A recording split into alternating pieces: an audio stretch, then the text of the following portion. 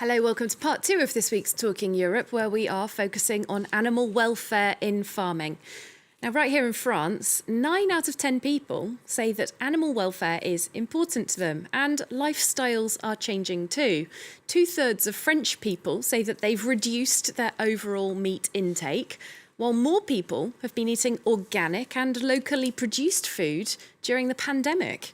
Well, right now, questions about intensive farming of animals are also becoming ever more pressing during the COVID-19 pandemic. This after a mutant form of the coronavirus was found in mink on Danish fur farms, sparking the cull there of millions of the animals. Now, all this as the European Union and its member states are transforming their farming policy all round. Today, we're asking, is European farming kind enough to animals? Should standards be changed? If so, how? What will that cost? And who pays the extra to make it happen? To discuss these issues, 2 members of the European Parliament. We have with us from Cascais in Portugal, MEP Francisco Guerreiro from the Greens Group. And we have at the European Parliament in Brussels, Danish MEP Asger Christensen, who's from the Renew Europe Group. Thank you both for being with us. Good morning. Francisco Guerreiro, I'd like to come to you first. When you stood for the European Parliament originally, you stood very much on a pro-animal welfare, pro-planet ticket. The EU imposes quite high animal welfare standards already compared to many wealthy countries in the world. So what would you want to change?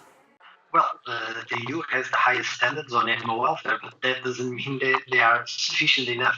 And we can see that even in member states, there's a lot of difference. For example, I come from Portugal, and the standards that we see in the intensive industrial farming for animals, it's not the same as, for example, as they are in my colleague that is debating in Denmark. So our standards are really low. So I think that the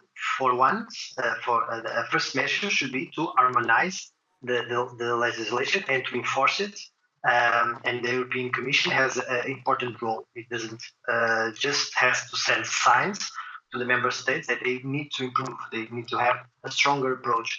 And then, obviously, we can see, as it was mentioned in the previous part, that European citizens are very concerned about the impacts, and not only the impacts on animal welfare,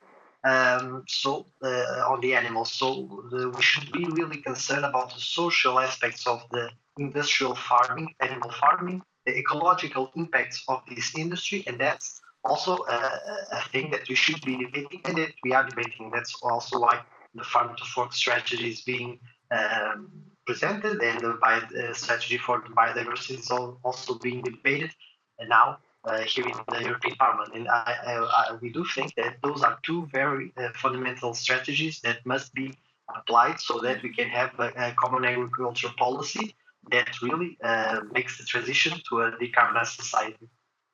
Asger Christensen, I mentioned in the introduction about the coronavirus mutation found on mink farms in Denmark, places where animals are intensively farmed, we can say, in crowded conditions. Mink, actually the only animal known to have caught the virus from humans and then passed it back to humans as well.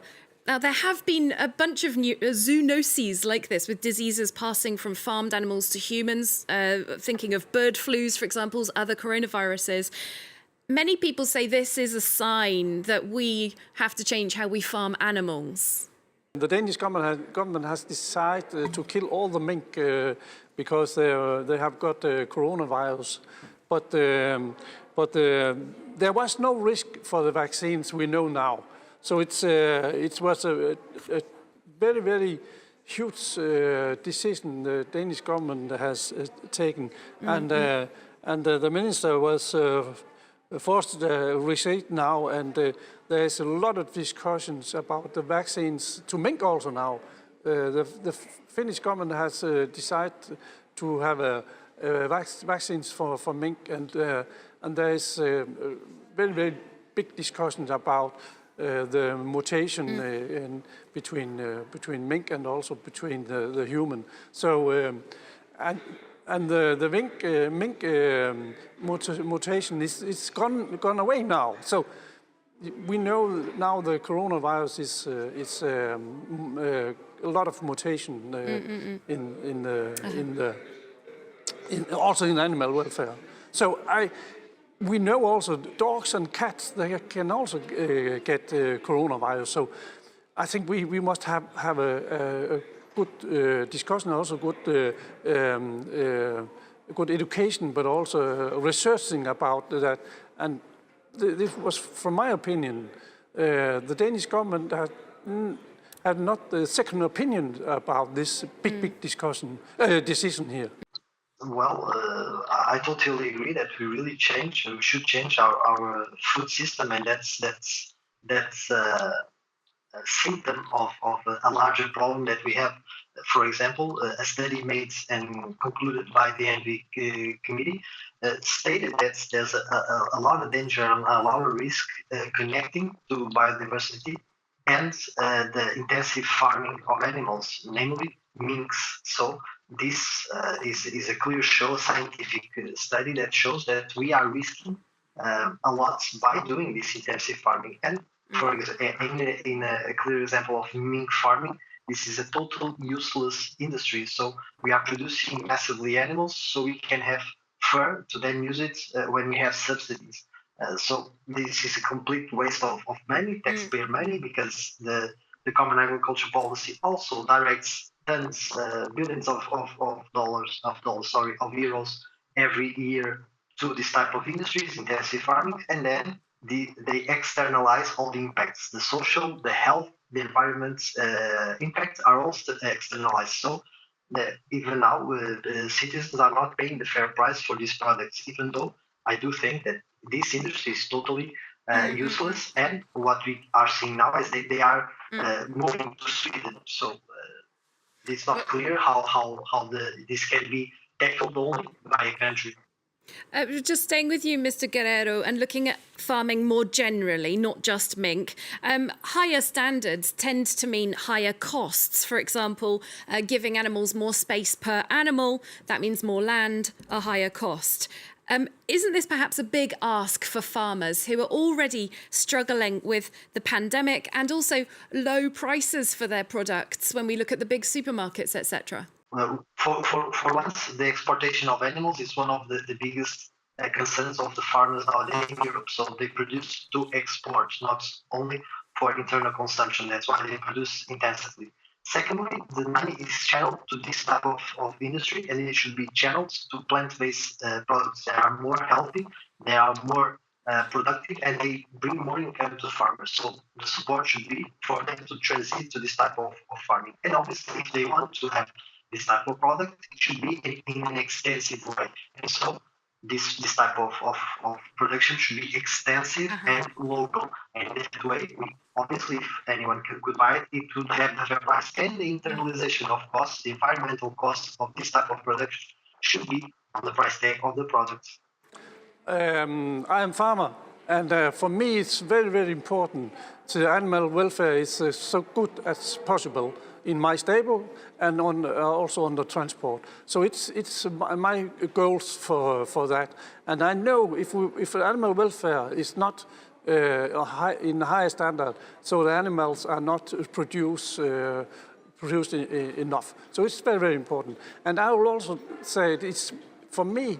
It's the customers that must pay for the meat they are buying, because it's only the way we can increase the animal welfare. But also we must also set rules up for that. And just in a moment we are discussing in the Parliament the animal transport regulation, and there we can see there is a big problems with animal transport.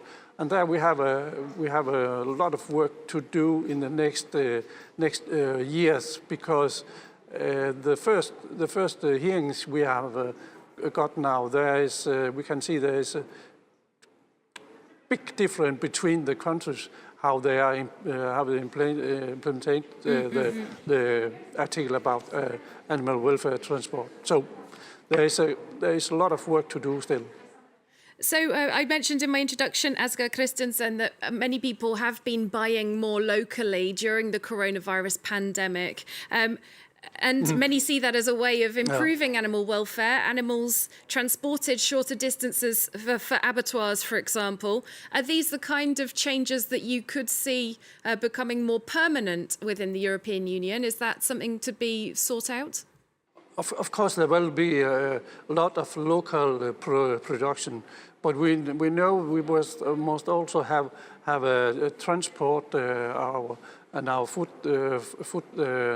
in Europe, also in animal that is in live. So therefore, for me point, it's very important we have good rules and we have a transparency rules for the animal transport, so the customers can see how the transport has been done. Well, I think we need to make a structural change in regards to animals, especially animals that are farmed in an intensive way. That's why we should promote a plant-based diet, or at least change to a more sustainable plant-based diet. And then the money that all of us pay through the Common Agriculture Policy should be directed to the transition, also to farmers, to help farmers to go to that extensive way, more organic way, local, to produce food, and not the Common Agriculture policy that's now being debated, and that will be finalized for sure because it has the support of DPP, the SND, and the Renew Group. Food security behind the corona crisis, it's been new words we will find in all our discussions. All right. I'd like to thank you both very much for taking part in this discussion. I'm sure it's one that we'll continue having for many more months to come as this policy evolves. Francisco Guerrero and Asger Christensen, thank you for your time. And thanks to you for watching our programme as well. Hope to see you soon for more Talking Europe.